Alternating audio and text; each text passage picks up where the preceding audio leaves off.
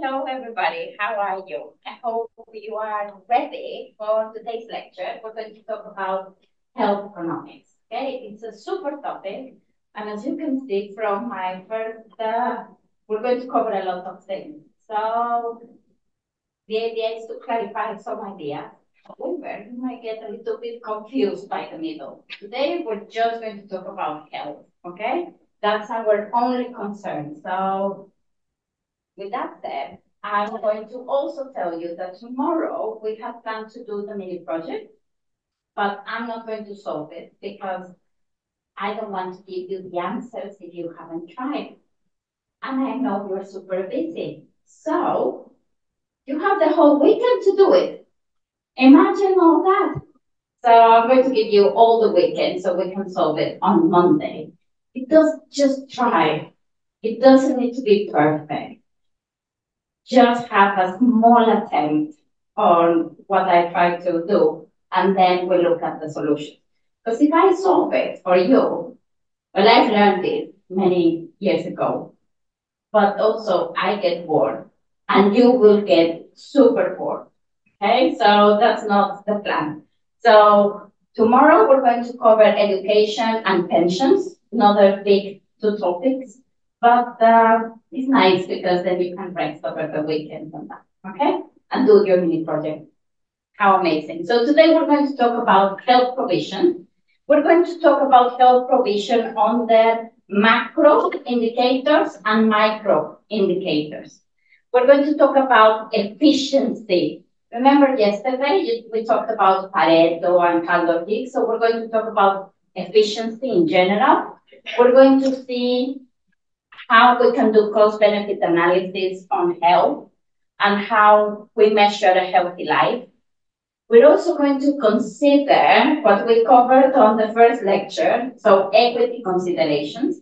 And we're going to look at equity considerations from a vertical point of view and a horizontal point of view. So equity in all possible ways. The link between health and poverty. Health as a credence good. This is a big topic, and we're going to do some maths, okay? So credence, what's a credence good? It comes from the verb in Latin credere, that means believe, okay? And it's this type of good that has some asymmetric information, okay? So again, what we covered yesterday. We're going to look at the links between health and poverty, also between health and economic growth. And finally, I'm going to tell you a little bit about the epidemiological transition, which is very important. And you will see it was very much applied during COVID. So we can see a little bit about that. Okay. So as per usual, if you would like to join me on my activities, do not be scared, even if one of your lecturers is here. You'll be fine. She's not going to judge you. She told me. So I have a couple of questions for you to start with, to see if we remember what we covered yesterday. Because yesterday we talked a lot about the insurance and social insurance and cost benefit and all that. So let's see if we still remember something. It doesn't matter if we don't, because the more we repeat it, the more you learn it. So we said yesterday that the insurance market do not work. This is because, and here you can remember the lecture of tomorrow or have a wild guess. Is it moral hazard? Is it asymmetric information? Is it moral hazard and asymmetric information?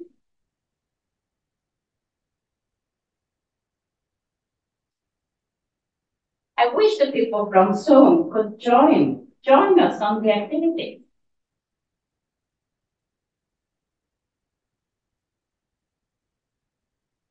Okay, so only 10, 12 answers, of which, you are correct. It's moral hazard and asymmetric information.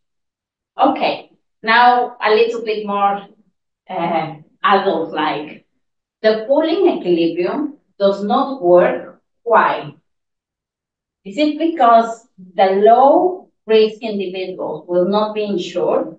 Or is it because the sheepskin effect? And by sheepskin effect, I mean those who are high risk, they disguise themselves as low risk to have a lower insurance. So think about it. The pooling equilibrium does not work. Why?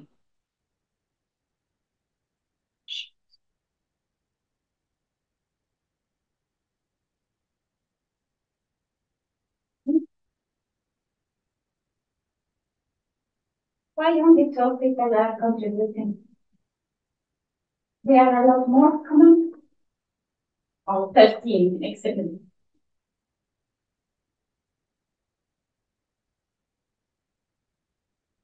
The pooling equilibrium, do you remember that we have two indifference curves, and in the middle we offer the average insurance. But then the low risk do not want to insure. Yeah.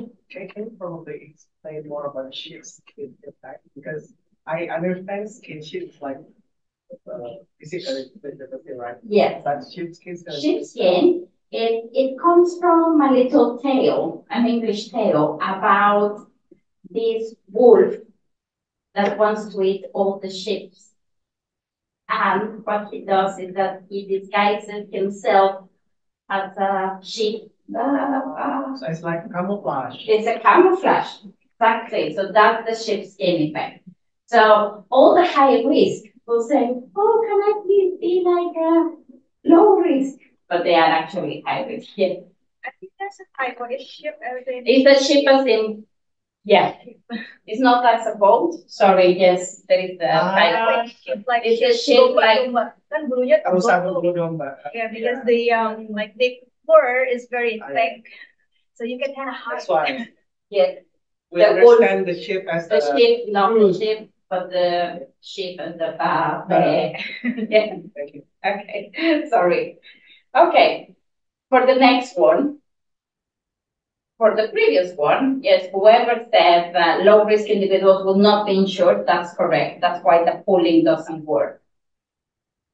And the separating equilibrium doesn't work because of the sheepskin effect.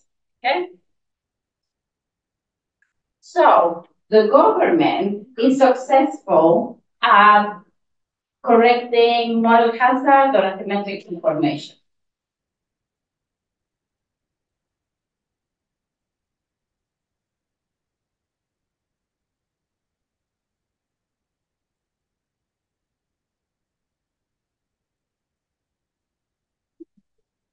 They're thinking, I don't remember, what was it, the sheep or the wolf, what was it? So asymmetric information is the only thing that the government can correct. And they do it by saying complete membership. We're going to give you a pooling equilibrium, but everybody will have to have insurance. And that's how they do it, by us paying taxes. So we pay taxes, they insure us, okay? With health, with many things, okay? So that's the way they do it. As a matter of fact, the government is terrible at moral hazard. It exacerbates moral hazard. So with moral hazard, what happens is hidden action. Once you know you're insured, you don't take good care of yourself. So for example, health. You start eating not so well, you don't exercise, you don't have good eating habits, you don't have a good day, so that a good life. So that means that moral hazard is exacerbated because you know that the government is going to look after you. Okay? So finally, we're going to talk about healthcare provision through insurance. So as we have said now, and you help me with this, insurance markets do not work, okay? This is because the asymmetric information and the moral hazard or adverse selection. The separating equilibrium does not work because of the sheepskin, and I need to correct this, like sheepskin effect. And the pooling equilibrium doesn't work because the low-risk individuals will not be insured. With government intervention, the pooling equilibrium can be fixed because we can force entry. And moral hazard, government increases this problem. So let's look at the health from a point of view of external efficiency. Spending on healthcare as a share of the gross domestic product has been rising around the world. So I have some graphs to show you. And I can tell you that Indonesia has increased the percentage of GDP spending on healthcare, but it's not amazing, okay? It's only 5%. The US spends almost 17% of their GDP on healthcare. The UK, 10%. Most European countries between 10 and 12% of their GDP. So it's a big expenditure. So we are worried about what's going on here. So let me show you, if I can.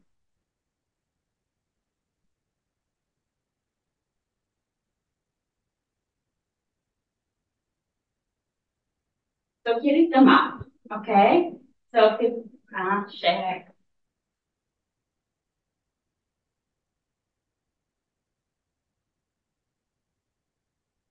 Okay, so I can see the US 18%, okay? Canada 13%, Mexico 6.2%, Indonesia very low 3.41%, but it has been increasing, okay? So it used to be lower. Argentina almost 10%. Russian Federation is a very small number, 7.6%. China 6%. India with 1 billion inhabitants, only 3%. So we can see why are we looking at healthcare? And we're looking at healthcare because it's this big expenditure on health, okay, as a percentage of the GDP. So the government is kind of thinking we have to spend on healthcare. And we're going to see if it's part of the social welfare function. Now that we've had elections not so long ago, you can see that politicians are saying, no, health is going to be super good, education is going to be amazing, and so on. Part of this expenditure accounts for hospital expenditure, accounts for more than half of the total health spending.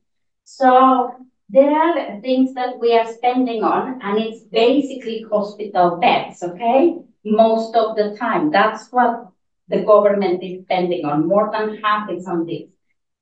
And yesterday, we also looked at the production possibilities frontier, remember, of the things that we can decide on. So the government can decide on prevention or cure, or a combination of both in between prevention and cure. What other things that you can do? Cancer or communicable diseases, heart problems or kidney transplants. So the government has all this huge range of decisions that they need to make, hopefully using cost-benefit analysis in order to decide what is the best combination of things in health. Now, we will see that there is under provision of health care. No matter how much you spend on your GDP on healthcare, there is always under provision. And there is under provision because the government, that is the main provider of healthcare, is acting as a monopolist, correct? And in monopoly, what happens? There is lower quantity. That's a problem. So if there was competition, there would be higher quantity. And you can tell me, Maria, but in the case of Indonesia, we have a lot of private healthcare, because I think you do, a little bit like Mexico. And why there is under provision? Because I'm going to explain why. Doctors are their incentives is profit rather than provision of healthcare. Okay, so we're going to look at what are the motivations for doctors. Okay, so we have this government that is monopoly supplier, and also the remuneration of doctors is not related to medical activity. So long waiting lists are common. Waiting times are a major source of public dissatisfaction, and they are a top priority for policymakers. Hence, they are a top priority for politicians, okay? Because they want people to be satisfied. Healthcare is a very inelastic good. When you are ill, you are able to pay everything you have and more to be okay. When your children are ill, it's even worse. You will move mountains. So it's super inelastic good. And there is asymmetric information. Health providers know this, so they can charge you for everything and extract all your willingness to pay. So politicians know this, and they exploit it during election times. This is the graph of generating that weight loss. So I take you back to microeconomics, where marginal cost equals to marginal benefit, and in competition this happens, and there is under provision. I will go back to this graph eventually, because I'm going to teach you how it's different for different sectors of the population. Okay, now let's look at the internal efficiency. So healthcare is concerned with providing health services as efficiently as possible, and they want to introduce as many competition amongst medical providers. So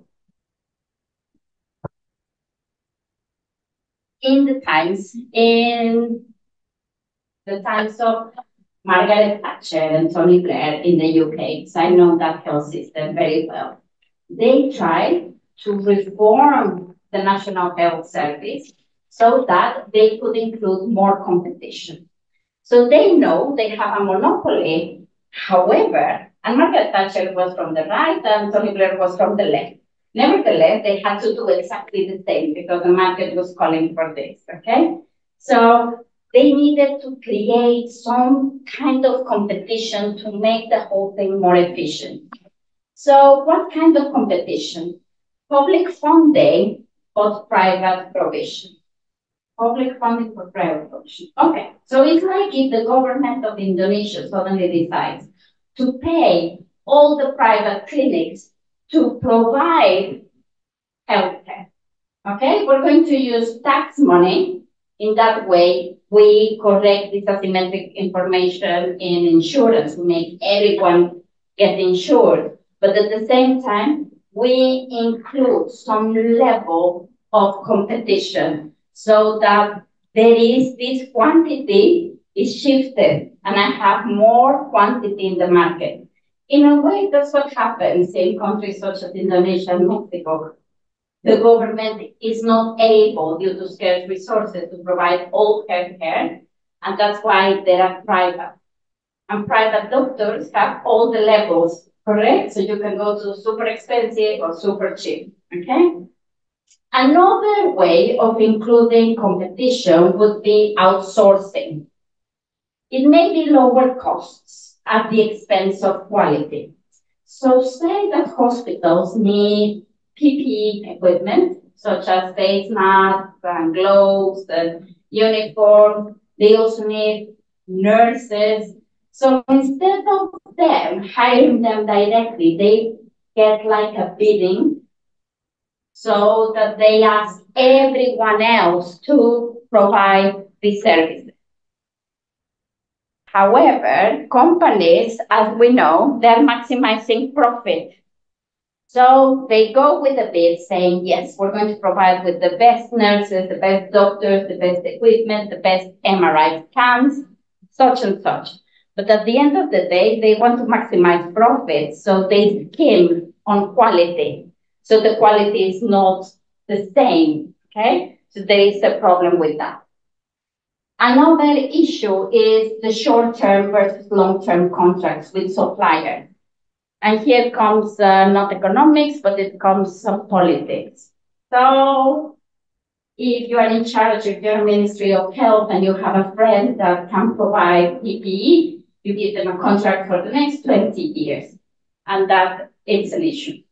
Now, one of the good things about trying to make this market internally more efficient is that the universality of it, everybody will still be covered under this, okay? So it doesn't affect who gets the treatment or not. So moving on, another important aspect of the internal market is that you can split the demand and the supply. And efficiency is improved by separating financing of healthcare from its provision. So again, competition. It creates incentives for managers to secure the lowest price at the highest quality for health services for patients. So that is a good thing. We know that the market is externally inefficient and internally inefficient. How to correct it? We have to incorporate some level of competition, not just monopoly.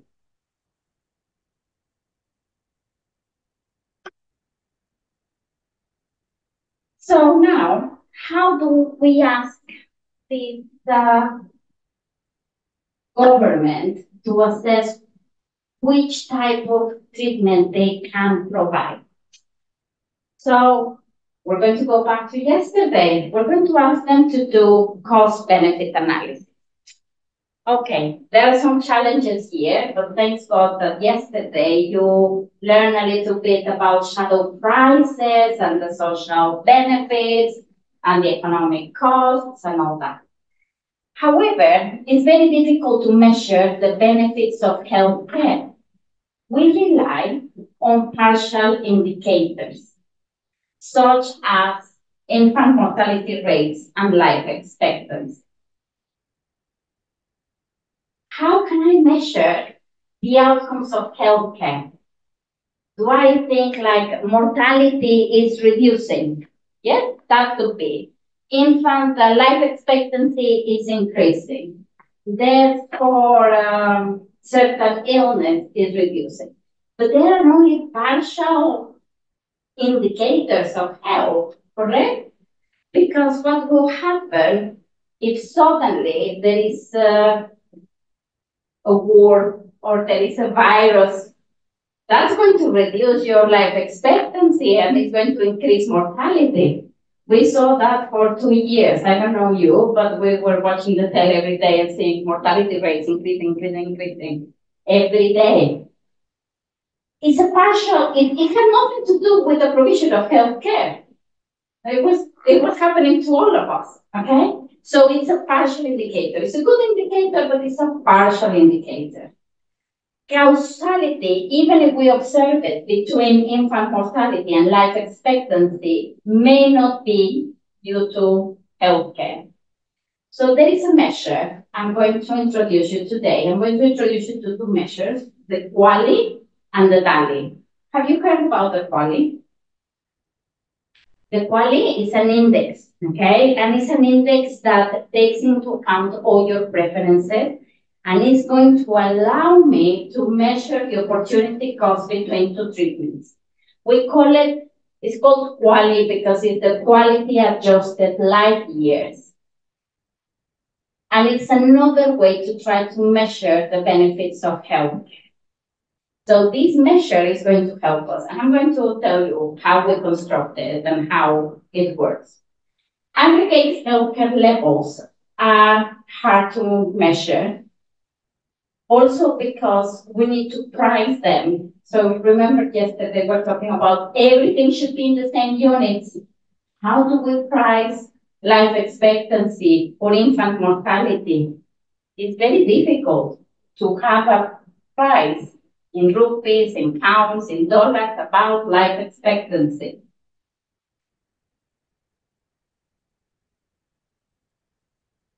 So this is the same graph that I showed you before. Life expectancy in the world, it varies enormously. In Central Africa and Sub-Saharan Africa, I would be very close to go.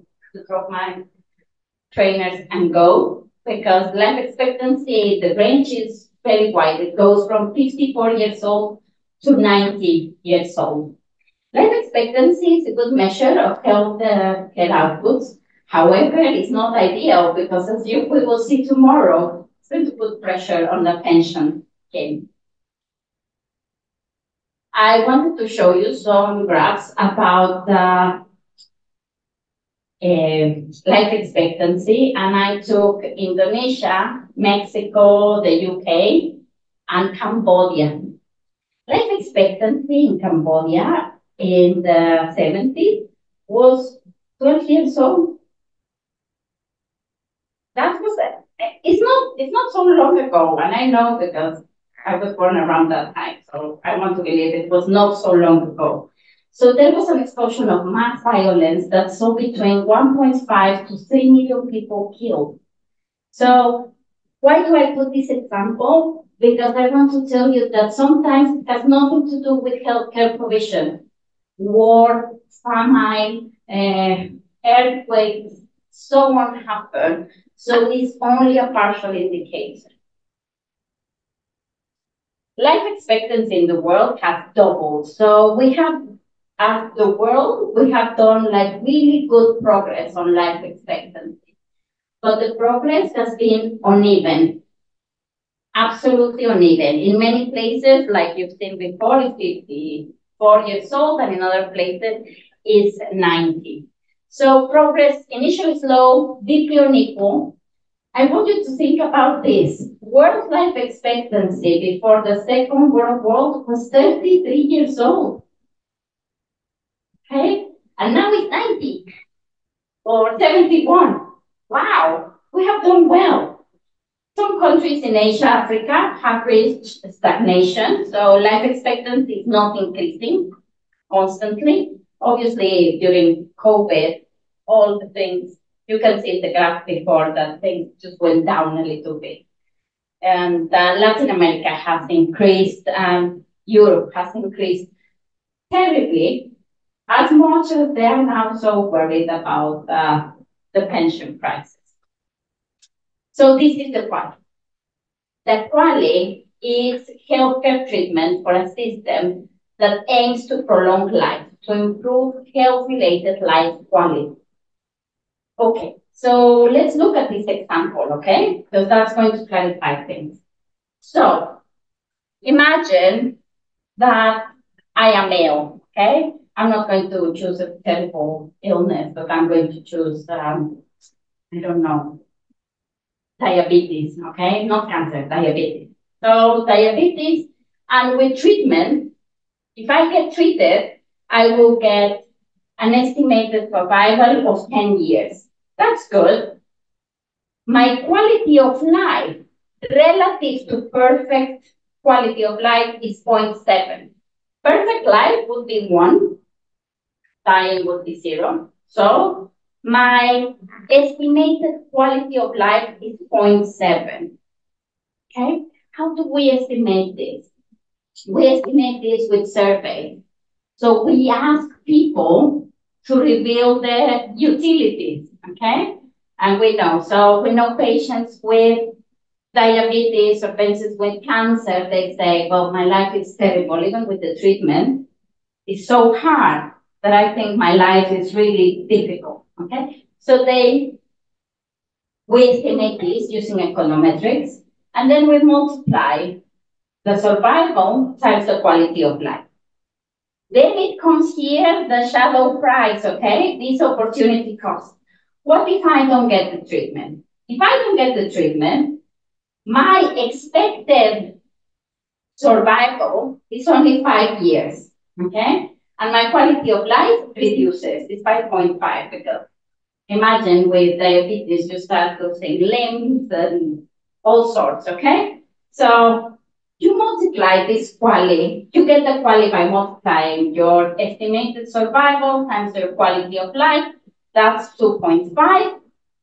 If the treatment, so we estimate the opportunity cost, the difference between 7 and 2.5.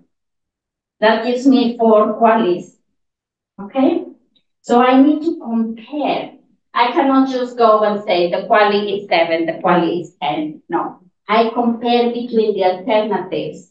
Remember yesterday we were saying, what is the opportunity cost of you being here and taking it by Zoom? Well, you're making a lot more effort because you know. So this is the opportunity cost. Imagine that the treatment costs £18,000, for example. So I need to estimate the cost per quality.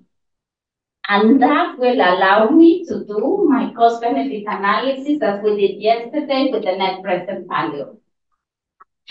That's quite good, okay? It sounds like a good idea, this quality, I think. However, let's think about it. Imagine that that I am 80 years old. Very well, but 80. Let's assume, like with economists, that I'm 80 years old. And life expectancy in the UK is 83. So what happens there?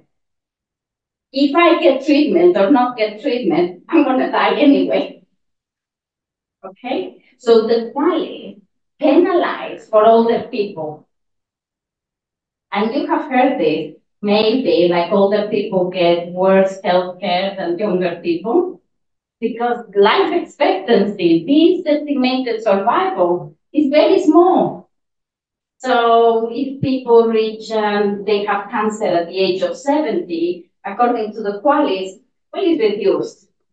If you have cancer at the age of 25, your survival increases, okay? So it penalizes for age. So it's not very egalitarian, okay? So if you are old, yeah, not so good for cost benefit analysis.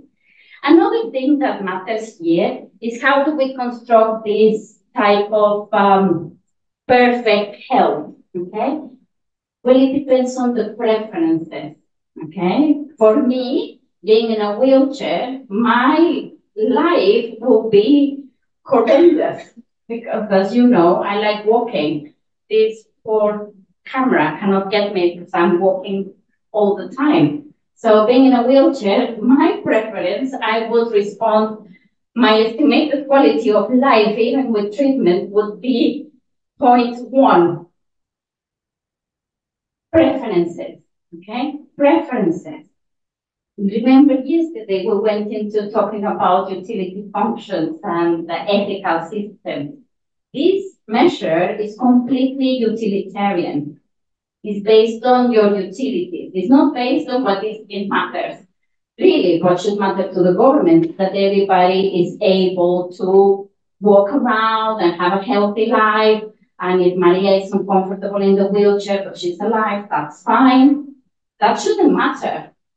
However, according to this measure, so these are the criticisms of this measure, that it is slightly difficult because it penalizes for older people and is very utilitarian. It's based on a utilitarian's point of view.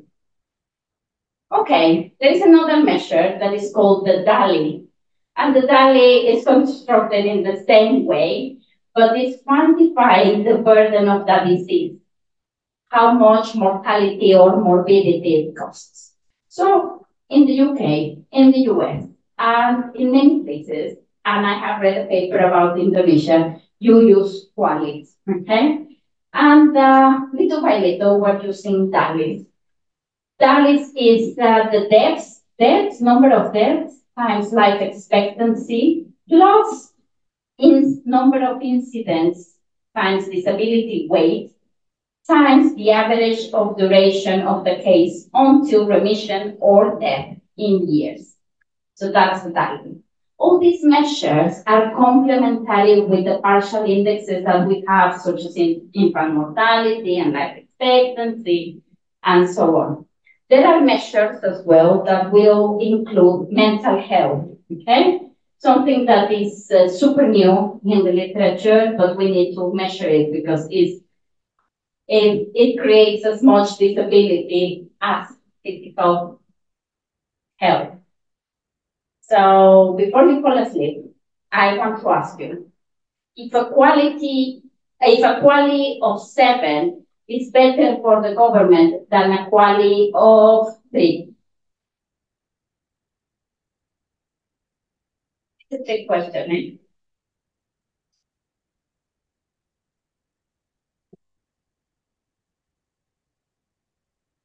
Come on, be brave.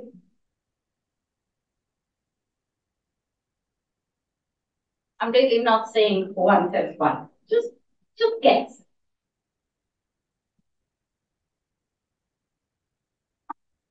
We're not living in a democracy, okay?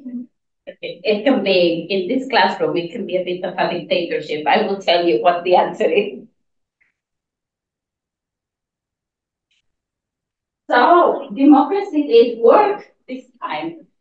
It depends on the alternatives, because the quality allows me to give me a point, 7 or 3, but what matters is the difference with treatment and without treatment, okay?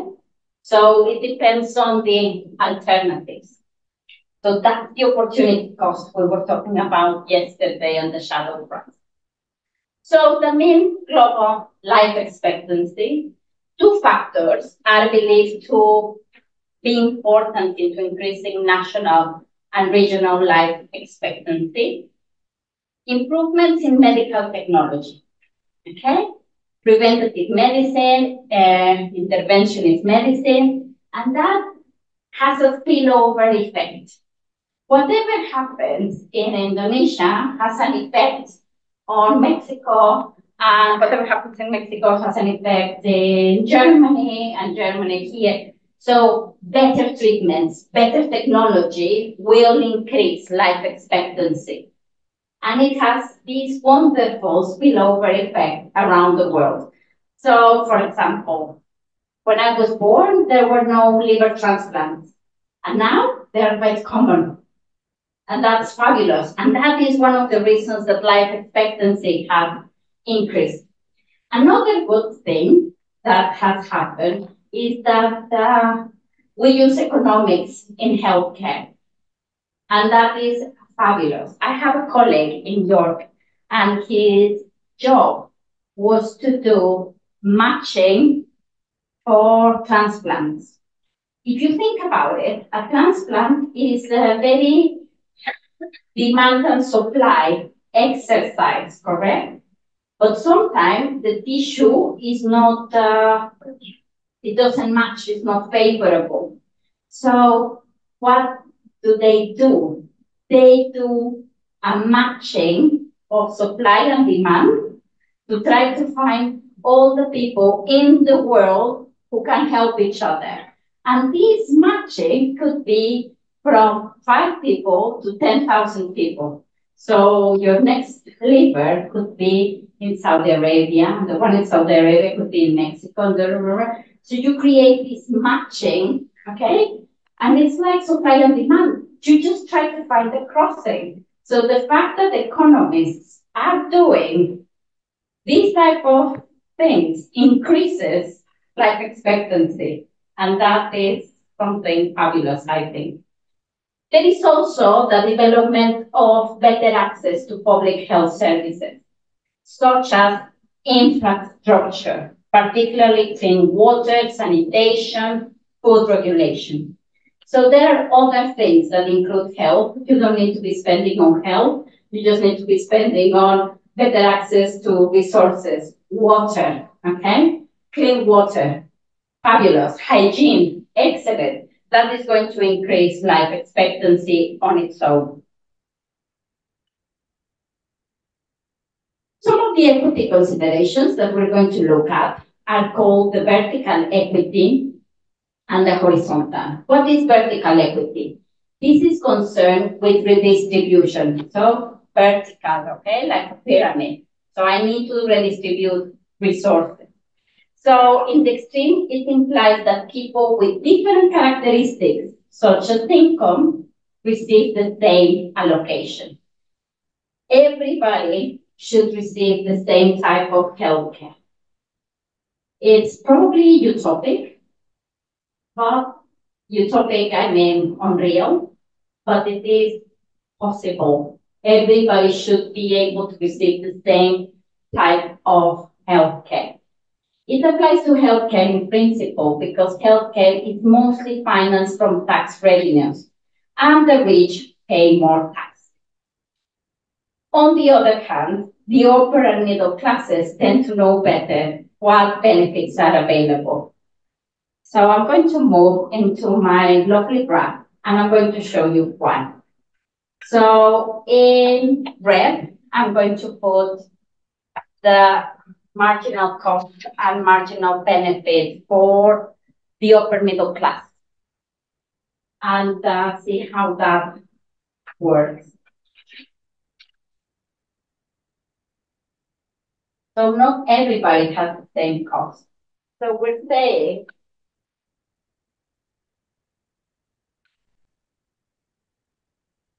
that the marginal benefit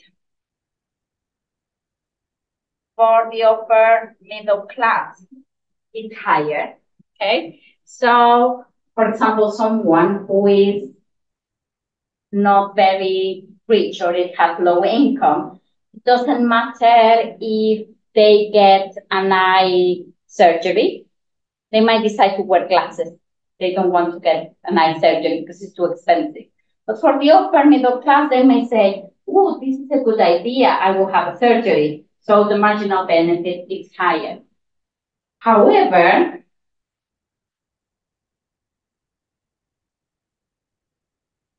because the upper middle class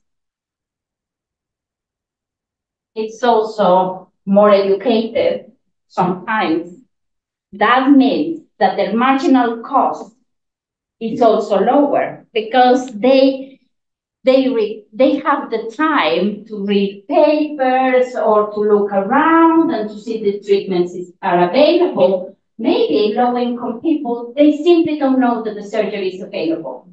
So their costs are higher. The costs for upper middle class are lower.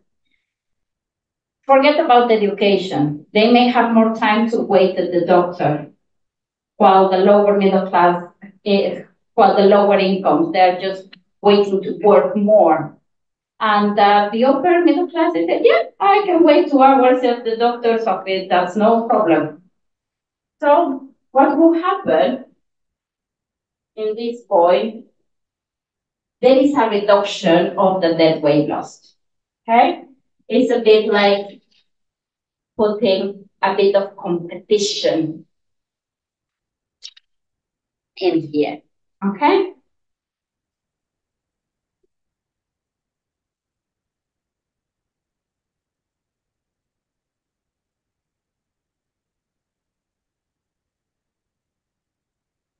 So horizontal equity. So we're talking about this, not now vertical, it's not redistribution, it's horizontal equity. And this is concerned with equal access as well as equal opportunity, equal treatment to equals.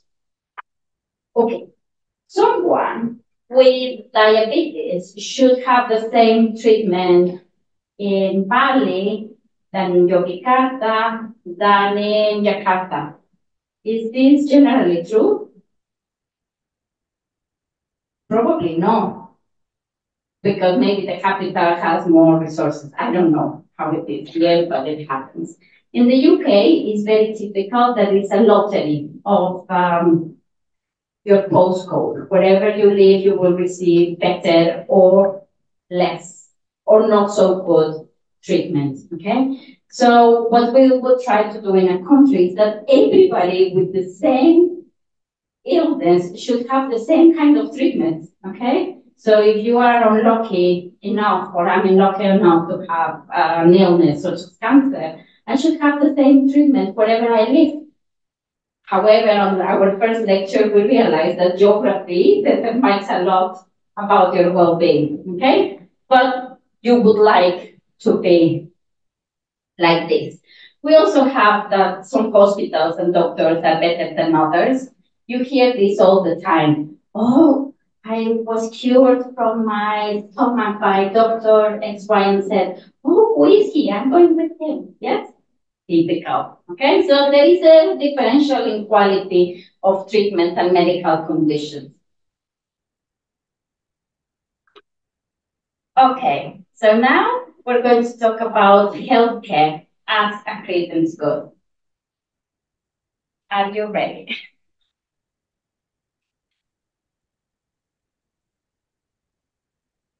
So, credence goods are those goods for which the seller, who is an expert, knows better the needs of the buyer than the buyer himself. Classical examples of these are car repairers, taxi drivers, and doctors. So let's say that I arrive to Bali and I don't know the language. As you can see, my accent is pretty bad. So I arrive and the taxi driver says, yes, Maria, you come here. I'm going to take you to your hotel. Excellent. Very good. So he gives me 10,000 rounds around Bali. I go for 4 hours in the taxi and he charges me 500,000 rupees. And what do? I pay because there is asymmetric information. I know nothing about it.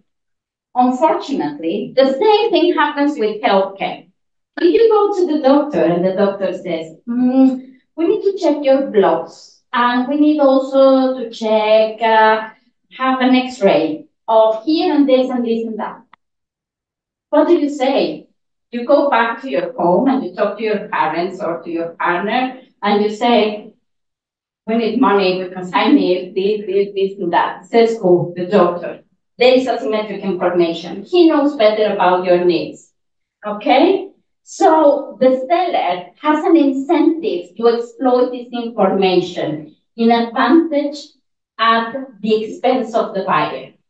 This fraud happens because the seller may charge for a service that was not in fact provided, or the seller may charge for a service that was provided but was not necessary. Okay? You may have a surgery to take out your appendix and the appendix stays there. Okay? The service never happened. Or you didn't need the surgery. And we'll see that there is evidence in the literature that actually this does happen. So we're going to start with a very simple model. Okay? We're going to look at it from the point of view of the doctor. The doctor has a utility function that depends on money. Okay? U of M. It depends on money.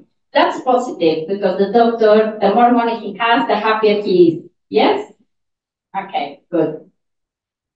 It also depends on the amount of patients that he sees. And this has a negative. So V of Q is the amount of patients. The more patients that the doctor sees, the less utility he has because he gets tired. He's like, I'm working from 9 to 7 and all these people are coming to see me. Okay? But it also depends on the induced demand. The induced demand is this excess demand, okay, that they are using because it's a credence good. So they are telling you that you need a surgery when you don't need it. That is excess demand. That is going to pay them more money, which is captured by UM. But this set of X is negative. The first derivative is negative because if they get caught, they will never practice again. Correct?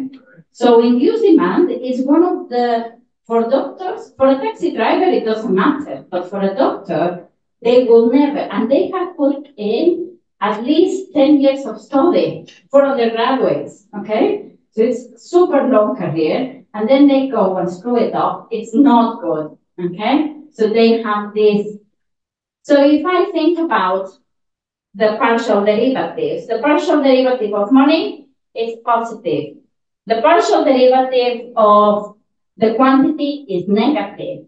And the partial derivative of induced demand is also negative. Also because they cannot do it systematically. If they keep on having induced demand, they will have a bad name, this bad prestige. Everybody knows. This doctor, before he sees you, he asks you for 10,000 analyses. Don't go with him. And then he doesn't even look at them. Okay? So we have M is income, Q is the quantity of patients treated, and X is induced demand. So we're going to assume, as I told you, that U is increasing and strictly concave, while B and Z are increasing, but it's strictly convex. So that means that the first partial derivatives are negative, okay? Let's suppose that money is total revenue, okay? So it's the amount of money that I receive per patient times the quantity of patients that I see. So it's MQ. Can you see it? It's PQ. M is equal to PQ, where P is the price and Q is going to be the amount of patients, as we said. But the amount of patients is defined by Q bar, my demand, but also this excess, exogenous demand. So I'm going to rewrite this utility function, or you are going to rewrite the utility function as this. Instead of writing M, I'm going to substitute M for EQ and Q for the part of X. Minus C of Q, instead of writing Q, I write the part of X.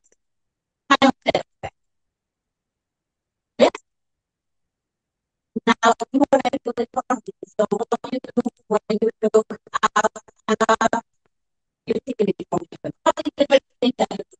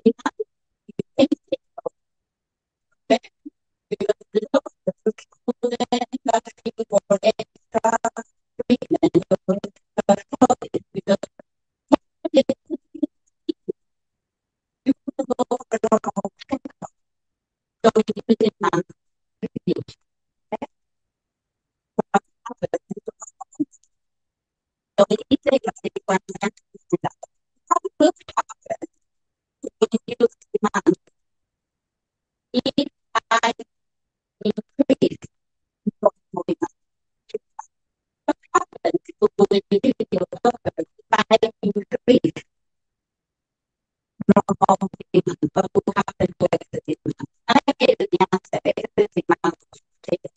Okay? So this time the mathematically, but I don't like it. So the fact I need to go to other derivatives. On the first derivative, they are the first derivative you should be able to do that. They have no problem whatsoever. But for the derivative, so I take equation 3, there are 3 partial derivatives. I take the partial derivative with x, and then I derive it with respect to q bar.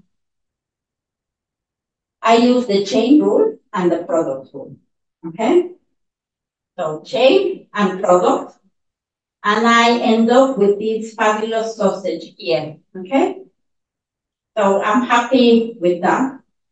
I want to simplify because I can see that I have a common factor. Partial of z, partial of x with respect to q bar, it's a common factor. So I'm using it.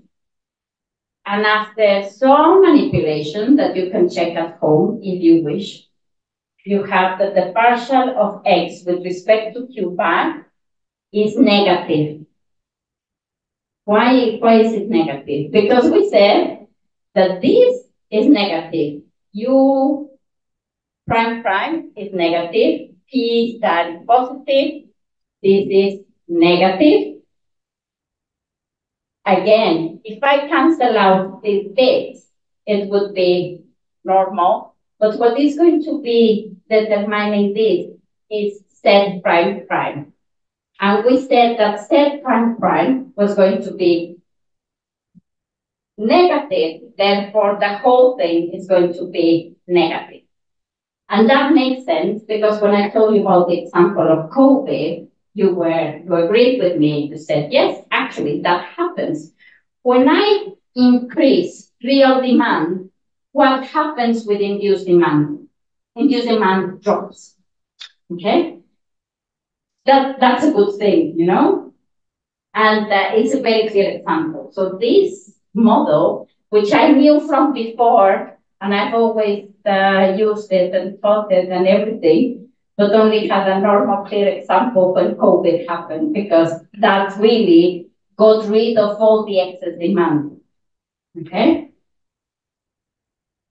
So this is why it's a credence good. So we said, just to recapitulate, or if you want to take notes, Z prime, we said was negative. Okay? Z prime should be positive because it's a maximum. Yes, we said it was strictly convex. Okay, so that makes this with this sign, all of it is negative. Okay? Excellent. Did you enjoy this? I can say yes. Excellent. So I'm not only interested in that cross-partial derivative, I also would like to find out the first order condition with respect to prices, okay? So what will happen to excess demand if prices increase? Well, it turns out that this derivative, we don't know, it has an ambiguous sign. It can be positive, negative, or equal to 0. We don't know, okay? So we don't know what happens when there are increases in prices, what would happen to excess demand. In some cases, it's positive, in some cases it's negative, and in some cases it's equal to 0.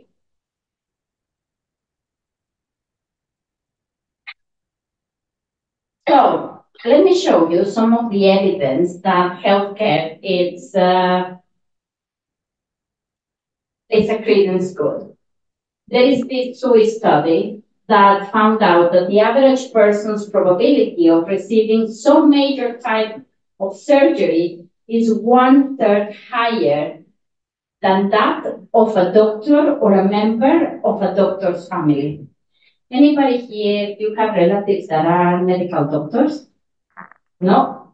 Bad luck, because you are going to have a surgery. So anyone else has, you have a relative that My mom is pediatrician. your mom is a pediatrician. So then what happens? You have the best health care because if she doesn't like her. No? There's no correlation having medical relatives with being healthier or being more taken care of. That's in my experience. In your experience, but in the average, it turns out that yes, it has an effect. So if you have, and I have a sister that is a medical doctor, and it's a nightmare because she's the worst patient, as you probably know from your mother. But also everybody goes there with a question. Oh, the doctor said that I may need this treatment. Ah, let me see. I'm going to try to think about that. You don't need this type of surgery. Better go with my friend. He's a good doctor. He's gonna sort you out. Okay.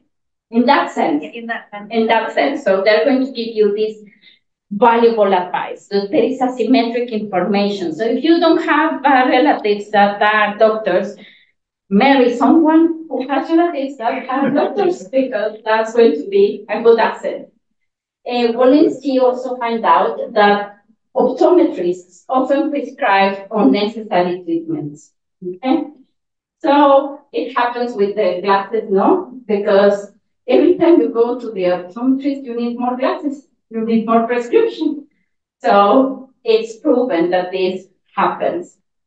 This is an interesting example. The frequency of cesarean births versus normal births is related to the fee differential. In countries with mixed healthcare, and by mixed, I mean private and publicly available healthcare, C-sections are a lot more common. So in Mexico, everybody has most people have C-sections because they're more safe and they're more expensive, they're more comfortable for the doctor, and that's all very good. So more people have C-sections than in the UK, where nobody has C-section.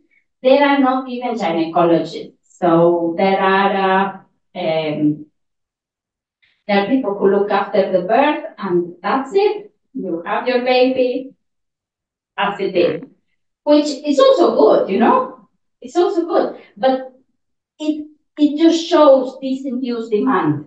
So in India, it's also very high C-section, Mexico very high, and in countries where it's mostly publicly available, no, there is no C-section. Everybody tries. Okay, so again, another paper, the frequency of certain cervical treatments are related to the fee. Okay, so we can see that this credence good actually exists and it's been proven empirically. Now, what are the solutions to avoid this problem? Because it happens. Always take a second opinion. That's why doctors have this honor code or the Hippocratic oath, you know, so they say they're going to save lives and everything. So that's a way of preventing them from having induced demand. Separate diagnosis services for treatment services. So depending what you need, you go to specialists or you go to pharmacist or you go to the doctor, and some sort of guarantee to deter under treatment. Problem is that even if people have appropriate treatment, success is not always guaranteed. It's not like you're going to change the oil in your car and then it's going to work. Well, the human body is very different. So even if you go for a surgery that you needed and it was done properly, the outcome may be different. So they cannot provide you with those types of guarantees.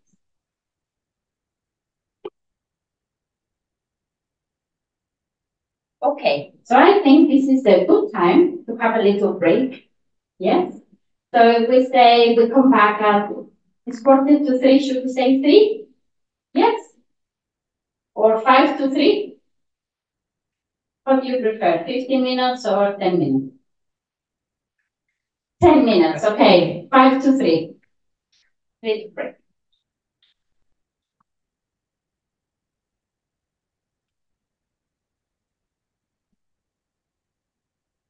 Yeah.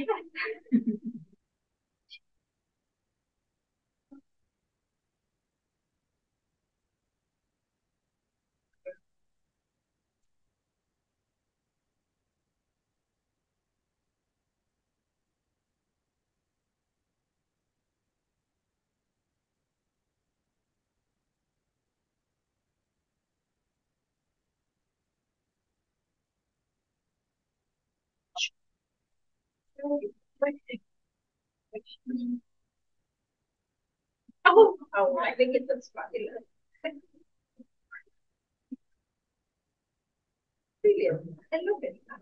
That's perfect. Good. I go, yes. Perfect. Yeah. Good. Wanting to distribute it today.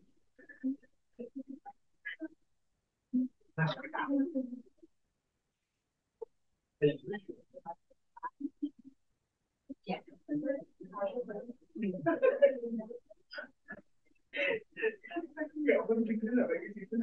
So you find the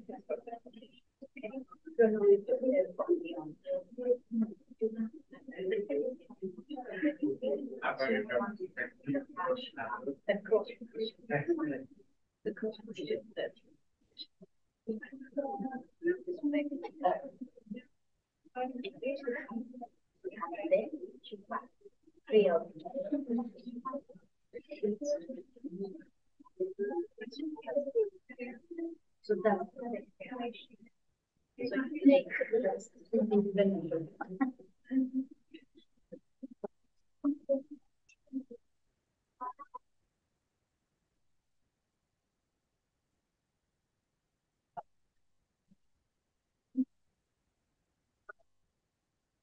and then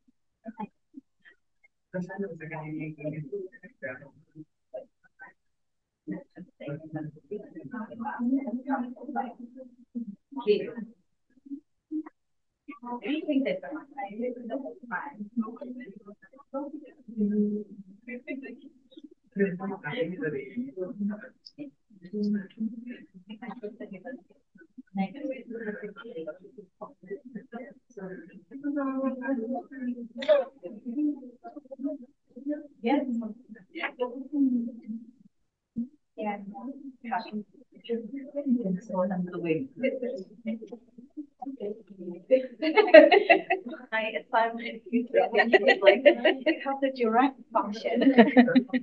That was like, but it's nice.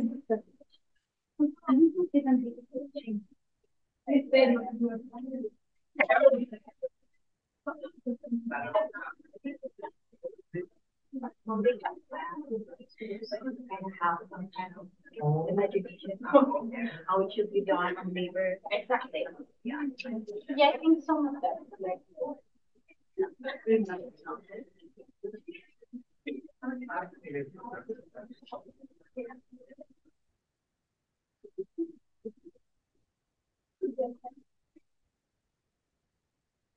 nobody left, right?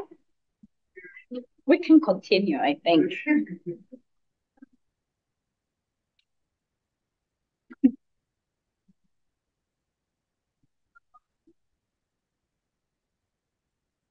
Yeah, so we will continue so that you can go early. What about that? Yeah? Okay.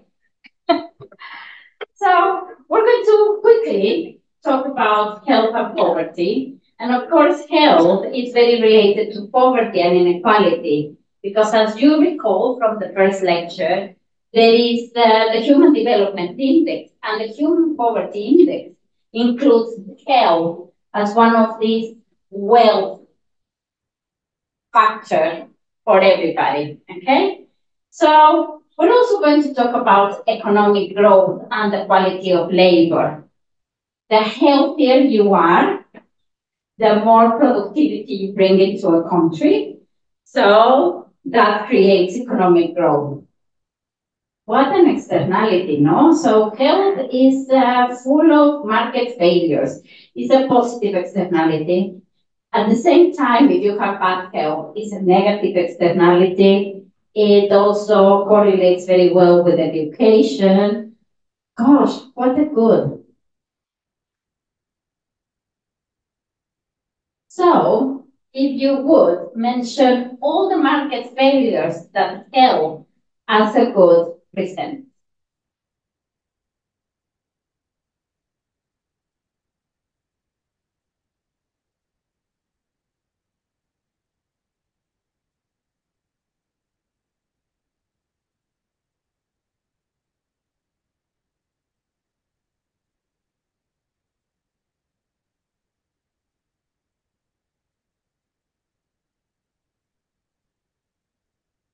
Just one person.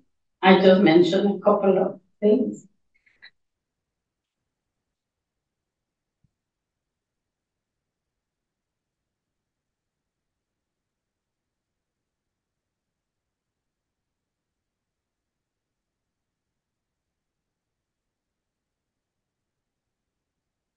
Many market failures. Come on, just think about all the market failures you know, and you can probably put them there. Inequality, shortage of quantity, market failure, asymmetric information, externality, monopoly. It's a credence good, like it's full of it. Wherever you go, you will find.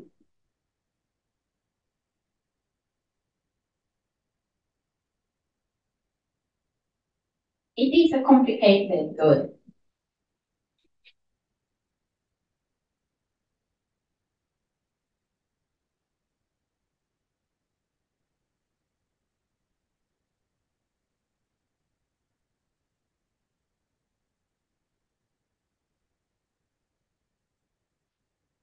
Oh, oh, that's good. Finally, yes. Public, it's a public good. Excellent. Geography as well. Okay. So we're going to talk about the demographic transition, okay? So maybe you have seen this in development economics, and you have talked about dependency ratio. The dependency ratio is the number of dependent persons, young and old, divided by the number of persons in the population or by the number of persons in working age. The mortality transition we're going to look at is sometimes called the epidemiological transition, in which the predominant causes of death shift from communicable diseases to non-communicable diseases. So we're going to talk about this. It's like a historical type of thing. So developing countries have the double burden of illness because they are fighting communicable diseases such as malaria, dengue, HIV, what have you, everything that COVID, okay? And also non-communicable diseases, or what we call man-made diseases, such as diabetes, heart, and other types of arthritis, okay? Other illnesses that are not communicable. Before COVID, the developed world had completely eradicated communicable diseases. They were not dying in the developed world of any communicable diseases. They existed, they had chicken pox, they probably had other illnesses, but they were not dying of it, okay? While the developing world has always had the double burden, so we're not only dealing with people with illnesses that are not communicable, but also communicable diseases. In a way, the developing world was better prepared for COVID because we had PPE, we had face masks, we had gloves and all these sort of things. We had vaccination centers. Within the developed world, vaccinations, you know, they didn't have, they had the car parks converted into vaccination centers because they didn't have any. So suddenly the world went back and had this kind of fight with communicable diseases, especially the developed world. And that in a way puts us in the same playing field as whether 50 years ago the developed world was just fighting non-communicable diseases and we were fighting both. And now we're at the same playing field, okay, where all of us fighting communicable and non-communicable diseases. So these stages, okay, this is called the epidemiological transition, okay, and I find it extremely interesting. Okay, so on the first stage, we can see that the birth rate is very high, but the death rate is also quite high. Okay, so if you think about many, many years ago, at the beginning of humanity, you can see that birth rate and mortality rates were high. Birth rate started decreasing and mortality rate also has been decreasing. If you see the mortality rate and the graph that I showed you before, that's exactly the way from the World Bank. That's how it's going. It's going down, down, down. Mortality rate is decreasing. However, look at these points here. It was inevitable that they were going to cross. Okay? What do I mean? Birth rate, the death rate is going to increase and birth rate is decreasing. There is a crossing. So let me show you in this particular graph, you can see. So they are giving you examples of these stages of total population and this epidemiological transition. And you can see there is this natural increase, okay? And this says that there is a potential resurgence of infectious diseases due to globalization. Do you remember? This is what happened. We knew, but we just didn't pay any attention. And it may happen again, okay? So that's happening. So in the first stage, we have infections, diseases, parasite diseases, accidents and animal attacks, and natural effects, checks on population. On the second stage, receding pandemics, sanitation, nutrition, medicine would lead to lower mortality rates. And then we have this stage of infectious diseases, and then we have chronic diseases. And what I was telling you that was happening in the developed world is the developed world was only fighting with chronic diseases, okay? While the developing world, like in Indonesia, in India, in Mexico, in Brazil, in Argentina, we have both, okay? It's called double burden of disease. So the problem of the government was really complicated because the PPF, they had to choose not only between just curing cancer, or curing cancer and dengue and malaria and HIV, so it was really complicated. However, with this transition, it seems that the developed world is now, not to the same extent, but they are also fighting communicable diseases, such as COVID, the monkeypox, I think it was called, and so on. So I think I really like this graph. I think it explains perfectly what's happening in the world right now. And we should probably spend a bit of time on trying to do our job as economists and predicting what's going to happen next.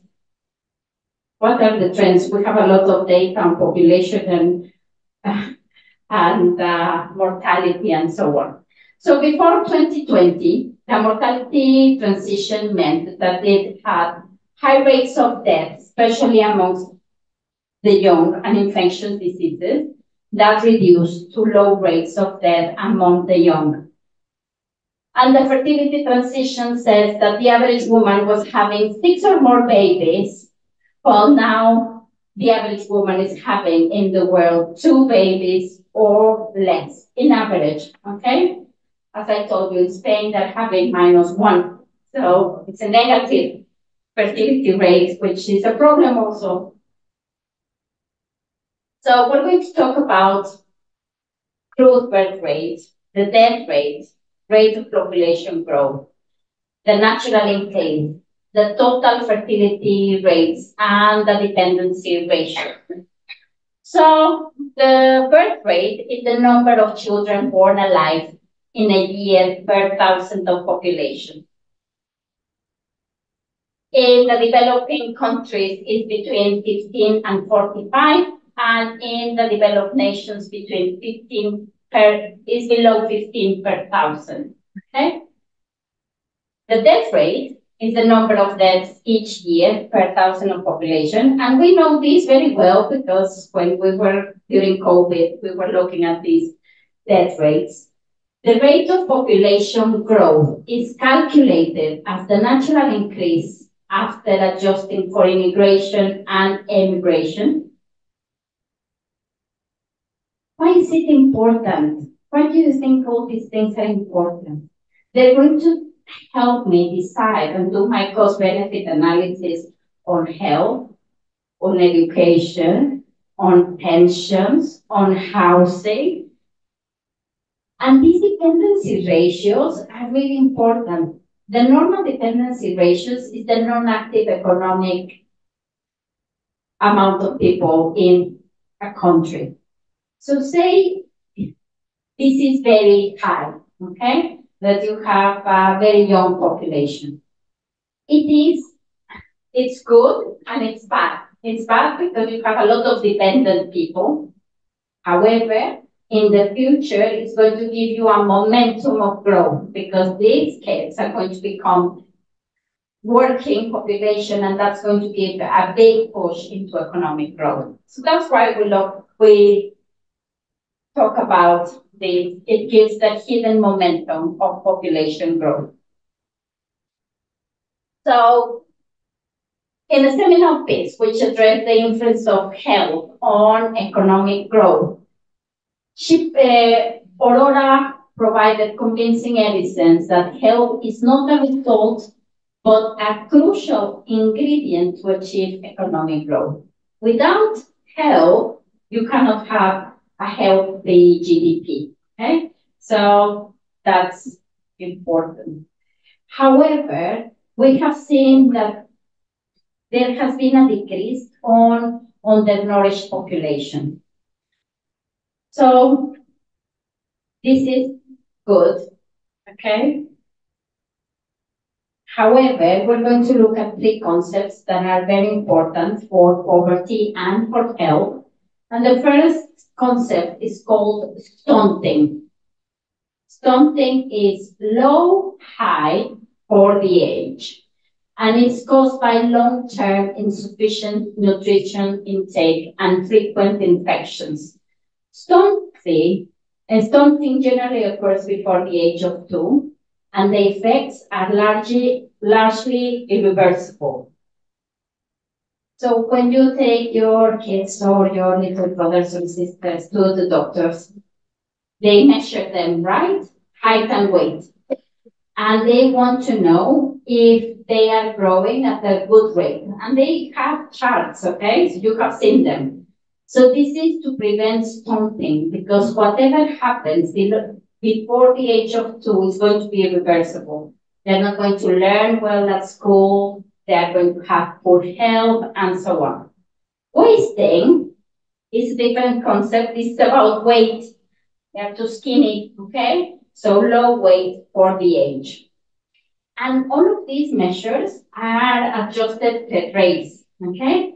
So my daughter was born in England, and I have a lot of problems with the doctors because, as you can tell, I'm a little bit short. So they were very worried, but so I brought the graphs from Mexico, and I was showing that she was okay because she was, in average, okay for a Mexican kid. Okay, so all of these have to be adjusted per race because we are all different. There are people, if you measure a kid in Germany and a kid in Indonesia, it's going to be a little bit different. Okay, so stunting is about height, wasting is about weight, and there is another measure that is really important in developing countries, and it is overweight. This is an increasingly important issue all over the world. 20 developing countries have rates above 5%. Childhood undernutrition and overweight coexist. Mexico has a terrible problem with overweight, but we're talking about overweight of children, okay? So these go together. Children who are wasting, that they are very skinny, and children that are overweight. And it happens because the elasticity of carbohydrates in low-income countries is very high. So what will happen is that most children are being fed with an increasing amount of carbohydrates in terms of sugars and whatever you want to say, maybe bread, maybe rice, maybe potatoes. It happens in all the world, okay? So in Mexico it's tortillas, I suppose here is rice. In the UK is bread and potatoes. So this is one of the measures that we look at. So let me show you how the world is doing. So I can see these graphs, and I can see that stunting, okay, so height has decreased in the world, and that's really good news, okay, from 32% to 22%. Then we have wasting is not terribly bad at 7.5, but overweight has been increasing. And you say, well, these kids should be okay because they're overweight, but that's not going to be healthy.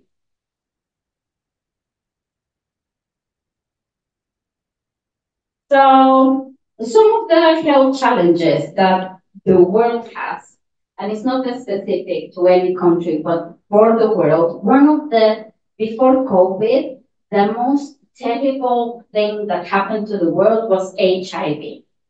So this, together with Ebola, malaria, tuberculosis, acute lower respiratory infections, hepatitis, ascariasis, cholera, dengue, leprosy, are the most common communicable diseases in the world, okay? And there are specific UN agencies that try to deal with it because these illnesses lead to the chronic cycle of poverty that we looked on the first lecture, if you remember, okay? So just a normal affluent family would be destituted and go into poverty if it results in the disease of having AIDS. The population at risk are age income producing agents, so moms and dads, okay, extended period of morbidity, and it creates a lot of orphans. So these kind of communicable diseases are a challenge. However, there are some global trends, and I'm going to show you the 10 global causes of death in 2019. So heart disease, stroke, chronic obstructive pulmonary disease, lower respiratory infections, neonatal conditions, trachea, bronchus, lung cancers, Alzheimer, and then number 8, diarrhea, diabetes, and kidney. Okay, so these are the top 10. As you can see, in average in the world, there are not many communicable diseases except for diarrhea, which is like kind of a good thing because communicable diseases, as we know, there is not a lot we can do about it. And I have a list of the top global causes of DALIs in 2019.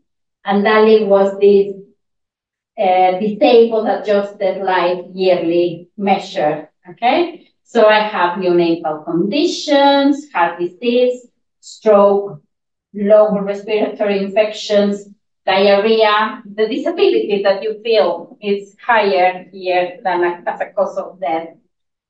Road injury, chronic pulmonary diseases, diabetes, tuberculosis, and congenital anomaly.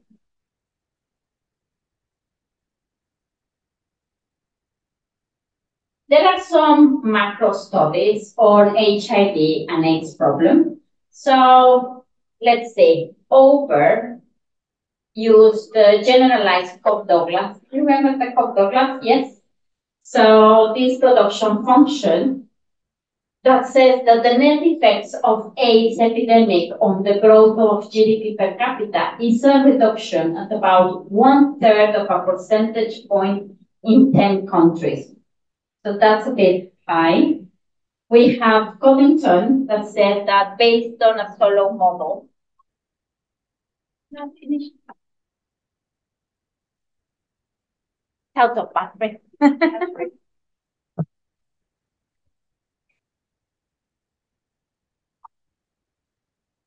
So using the solo model of growth says that AIDS reduces Tanzanian GDP in the year 2020 by 15 to 25%. And Campbell said that AIDS was an exogenous shock that primarily affects labor markets, causing decrease in the supply of labor in all categories. Why do I put these papers? I want you to know that whatever you decide to do in the future, if you want to write a paper on these kind of things, it's possible, okay? In all this type of topic.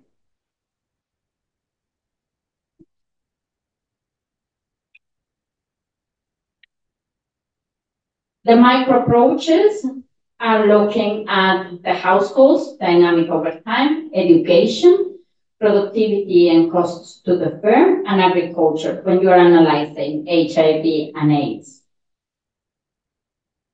So with that, we finish the whole lecture on health. That's a good thing because you can go early home, I hope. And you can ask me anything. Any questions from so many questions here? No, everything was super clear. You can do all the derivatives. Oh, that's amazing. I'm going to ask your lecturers to put them on the exam. You know she can do it, right? No questions?